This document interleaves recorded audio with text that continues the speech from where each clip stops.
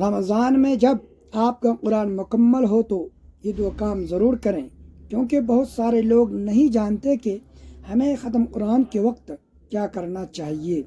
محترم ناظرین، رمضان المبارک و بابرکت مہینہ ہے جس میں دل قرآن کے ساتھ جڑ جاتے ہیں، زبان تلاوت سے تر رہتی ہے اور آنکھیں آیات الہی کے نور سے منور ہو جاتی ہیں۔ بہت سے خوش نصیب لوگ اس مہینے میں قرآن پاک کی تلاوت مکمل کر لیتے ہیں، مگر افسوس کی بات یہ ہے کہ قرآن مکمل ہونے کے بعد ہمیں کیا کرنا چاہیے، اس بارے میں اکثر لوگ لا علم ہوتے ہیں۔ جب آپ قرآن پاک مکمل کر لیں تو صرف خوشی منانا یا کتاب بند کر دینا ہی کافی نہیں ہوتا، بلکہ شریعت نے اس موقع پر ہمیں ایک خاص رہنمائی دی ہے۔ ختم قرآن کے بعد دو ایسے اہم کام ہیں جو حدیث پاک سے ثابت ہیں۔ نبی کریم صلی اللہ علیہ وسلم خود بھی ان دو کاموں کا اہتمام فرمایا کرتے تھے، اور آپ کے صحابہ کرام رضوان اللہ علیہ اجمعین بھی ختم قرآن کے بعد ان کاموں کو ضرور انجام دیا کرتے تھے۔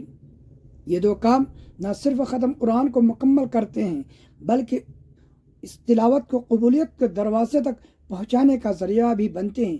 آج میں آپ کے ساتھ انہی دو اہم کاموں کو سادہ اور واضح انداز میں شیئر کرنے جا رہا ہوں، کیونکہ بہت سے لوگ یہ جاننا چاہتے ہیں کہ ختم قرآن کا صحیح اور مسنون طریقہ کیا ہے، اور قرآن پاک مکمل ہونے پر ہمیں کیا کرنا چاہیے۔ یہ باتیں جاننا ہر اس شخص کے لیے ضروری ہے جو قرآن سے سچی محبت رکھتا ہے۔ محترم ناظرین، رمضان المبارک و بابرکت مہینہ ہے جس میں مسلمان عام دنوں کے مقابلے میں کثرت کے ساتھ قرآن مجید کی تلاوت کرتے ہیں۔ اس کی بنیادی وجہ یہ ہے کہ قرآن پاک اور رمضان کا آپس میں ایک گہرا اور خاص تعلق ہے۔ یہی وجہ ہے کہ رمضان میں تلاوت قرآن کا ذوق بڑھ جاتا ہے، دل نرم ہو جاتے ہیں اور زبان آیات الہی سے تر رہتی ہے۔ بہت سے ایسے لوگ بھی ہوتے ہیں جو پورے سال میں قرآن مجید مکمل نہیں کر پاتے، لیکن رمضان کی برکت سے وہ بھی ایک یا دو مرتبہ ختم قرآن کر لیتے ہیں۔ کوئی ایک ختم کرتا ہے، کوئی دو ختم کرتا ہے، اور کچھ خوش نصیب اس سے بھی زیادہ مرتبہ قرآن مکمل کر لیتے ہیں۔ لیکن اصل سوال یہ ہے کہ جب قرآن پاک مکمل ہو جائے تو اس کے بعد ہمیں کیا کرنا چاہیے۔ ختم قرآن پر وہ کون سے دو اہم کام ہیں جو ہمیں ضرور کرنے چاہیے۔ ان میں سب سے پہلا کام یہ جاننا ہے کہ ختم قرآن کا صحیح اور مسنون طریقہ کیا ہے۔ عام طور پر لوگ کیا کرتے ہیں کہ جیسے ہی قرآن مجید کی آخری صورت یعنی سورۃ الناس کی تلاوت مکمل ہوتی ہے وہ فوراً قرآن مجید بند کر کے رکھ دیتے ہیں۔ اکثر لوگوں کا یہی خیال ہوتا ہے کہ بس یہاں قرآن ختم ہو گیا، اب تلاوت مکمل عمل ہو چکی ہے، حالانکہ یہ طریقہ ختم قرآن کا صحیح اور مسنون طریقہ نہیں ہے۔ اگر ہم یہ جاننا چاہتے ہیں کہ ختم قرآن کا درست طریقہ کیا ہے تو ہمیں رسول اللہ صلی اللہ علیہ وسلم کی سنت کی طرف رجوع کرنا ہوگا۔ نبی کریم صلی اللہ علیہ وسلم جس انداز سے قرآن پاک ختم فرمایا کرتے تھے وہی طریقہ ہمارے لیے اصل رہنمائی ہے۔ احادیث اور آثار سے یہ بات معلوم ہوتی ہے کہ آقا کریم علیہ الصلاۃ والسلام جب قرآن پاک ختم فرمایا کرتے تھے تو اسی پر رک نہیں جاتے تھے، بلکہ فوراً دوبارہ قرآن کا آغاز فرما دیتے تھے۔ یعنی جب آپ صلی اللہ علیہ وسلم قرآن کے آخر کو اس کے آغاز کے ساتھ جوڑ دیتے تھے۔ اسی حوالے سے ایک روایت میں آتا ہے کہ ایک شخص حضرت عبداللہ بن عباس رضی اللہ عنہما کی خدمت میں حاضر ہوا اور عرض کیا کہ میں قرآن مجید بہت تیزی کے ساتھ پڑھ لیتا ہوں اور ایک ہی رات میں پورا قرآن مکمل کر لیتا ہوں۔ اس پر حضرت ابن عباس رضی اللہ تعالی عنہما نے نہایت حکمت بھرا جواب دیا۔ آپ نے فرمایا کہ میرے نزدیک یہ زیادہ بہتر ہے کہ میں سورۃ البقرہ اور سورہ آل عمران کو ٹھہر ٹھہر کر غور و فکر کے ساتھ پڑھوں، بجائے اس کے کہ بہت تیزی سے پورا قرآن ختم کر دوں۔ اس واقعے سے یہ بات واضح ہوتی ہے کہ قرآن مجید کی تلاوت میں رفتار سے زیادہ اہمیت تدبیر، ٹھہراؤ اور سمجھ بوجھ کر حاصل ہے۔ قرآن پاک کو جلدی جلدی پڑھنا، بغیر رک کے بغیر معنی پر غور کیے ختم قرآن کا مطلوبہ طریقہ نہیں ہے۔ بلکہ قرآن مجید کی تلاوت سکون، ادب اور توجہ کے ساتھ کرنی چاہیے تاکہ دل پر اس کا اثر ہو اور انسان کے عمل میں تبدیلی آئے۔ اسی گفتگو کے دوران حضرت ابن عباس رضی اللہ تعالی عنہما نے اس شخص کو ایک نہایت اہم بات کی طرف متوجہ فرمایا۔ آپ نے کہا کہ جب تم قرآن مجید کی آخری صورت مکمل کر لو تو اسے آخری نہ بناؤ، یعنی یہاں رک کر سلسلہ ختم نہ کرو دوبارہ، بلکہ فوراً الحمدللہ رب العالمین سے دوبارہ آغاز کرو، یعنی سورۃ الفاتحہ کی تلاوت کرو اور یوں قرآن کو دوبارہ شروع کرو۔ اس عمل کا مقصد یہ ہے کہ قرآن کے آخر کو اس کے آغاز کے ساتھ جوڑ دیا جائے اور یوں ختم قرآن کا ایک خوبصورت اور مسنون طریقہ اختیار کیا جائے۔ ختم قرآن کا صحیح طریقہ یہ ہے کہ جب آپ سورۃ الناس مکمل کر لیں، من الجنۃ والناس تک تلاوت ہو جائے تو وہاں رک کر قرآن بند نہ کرے، بلکہ اسی وقت دوبارہ سورۃ الفاتحہ کی طرف لوٹیں، مکمل سورۃ الفاتحہ کی تلاوت کریں، اس کے بعد سورۃ البقرہ کی ابتدائی آیات پڑھیں یہاں تک کہ المفلحون تک پہنچ جائیں۔ یہاں تک کہ تلاوت کرنے کے بعد ختم قرآن کا پہلا عمل مکمل ہوتا ہے۔ نبی کریم صلی اللہ علیہ وسلم کے بارے میں بھی روایت آتی ہے کہ آپ صلی اللہ علیہ وسلم سورۃ الناس کی تلاوت کے بعد سورۃ الفاتحہ پڑھتے، پھر سورۃ البقرہ کی ابتدائی چند آیات کی تلاوت فرماتے اور اس کے بعد اپنی مجلس سے اٹھتے تھے۔ اس سے معلوم ہوتا ہے کہ آپ صلی اللہ علیہ وسلم ختم قرآن کے بعد فوراً نئے ختم کا آغاز فرما دیتے تھے، گویا قرآن کے ساتھ تعلق بھی کبھی منقطع نہیں ہونے دیتے تھے۔ لہٰذا ختم قرآن پر سب سے پہلا کام یہ ہے کہ ہم ختم قرآن کا صحیح اور مسنون طریقہ اختیار کریں۔ سورۃ الناس پر رک کر قرآن بند نہ کریں، بلکہ سورۃ الفاتحہ سے دوبارہ آغاز کریں اور سورۃ البقرہ کی ابتدائی آیات تک تلاوت کریں۔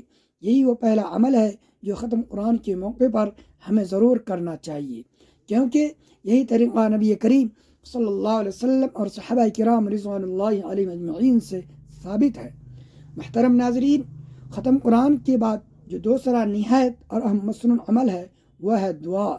یہ وہ عمل ہے جسے اکثر لوگ معمولی سمجھ کر نظر انداز کر دیتے ہیں، حالانکہ در حقیقت یہی وہ لمحہ ہوتا ہے جو قبولیت کے خاص اوقات میں شمار ہوتا ہے۔ سب سے پہلے تو وہ دعا ضرور پڑھنی چاہیے جو عموماً قرآن پاک کے آخر میں لکھی ہوتی ہے۔ یہ دعا ختم قرآن کی مناسبت سے مرتب کی گئی ہوتی ہے اور اس میں قرآن پاک کی برکت، ہدایت اور مغفرت کی دعائیں شامل ہوتی ہیں۔ اس دعا کو پڑھنے کے بعد صرف اسی پر اکتفا نہ کریں، بلکہ اپنی زبان میں سے جس زبان میں آپ اللہ سے بات کرتے ہیں دل کھول کر دعا کریں، کیونکہ یہ لمحہ بہت قیمتی ہوتا ہے۔ احادیث مبارکہ سے بات ثابت ہوتی ہے کہ ختم قرآن کے وقت دعا قبول ہوتی ہے۔ حضرت عبداللہ بن عباس رضی اللہ تعالی عنہما سے روایت ہے کہ رسول اللہ صلی اللہ علیہ وسلم اور صحابہ کرام علیہم اجمعین جب قرآن پاک مکمل کرتے تو سب کو جمع فرماتے اور پھر اجتماعی دعا کرتے تھے۔ اس سے معلوم ہوتا ہے کہ ختم قرآن محض تلاوت کے ختم ہونے کا نام نہیں، بلکہ اس کے بعد دعا کرنا بھی سنت ہے۔ یہ وہ گھڑی ہوتی ہے جس میں رحمت کے دروازے کھلے ہوتے ہیں اور بندہ جو مانگتا ہے اللہ تعالیٰ اس کو عطا فرماتا ہے۔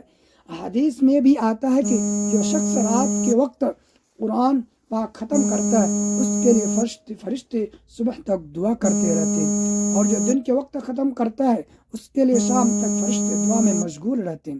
ذرا غور کیجئے، جب خود فرشتے دعا میں شامل ہو جائیں تو اس وقت کی دعا کس قدر با اثر اور مقبول ہوگی۔ اس لیے ختم قرآن کے موقع پر دعا کو بھی ہلکا نہ سمجھیں، بلکہ اسے ایک عظیم نعمت جان کر پورے اہتمام کے ساتھ کریں۔ دعا کا طریقہ بھی نہایت سادہ اور دل سے جڑا ہوا ہونا چاہیے۔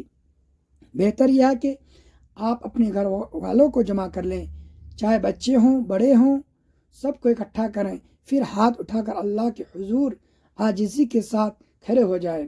سب سے پہلے درود پاک پڑھیں، کیونکہ درود پاک دعا کی قبولیت کا ذریعہ بنتا ہے۔ اس کے بعد اگر آپ کو عربی دعائیں یاد ہیں تو وہ پڑھیں، سورۃ الفاتحہ کی تلاوت کر لیں اور جو مسنون دعائیں آتی ہیں وہ بھی شامل کر لیں۔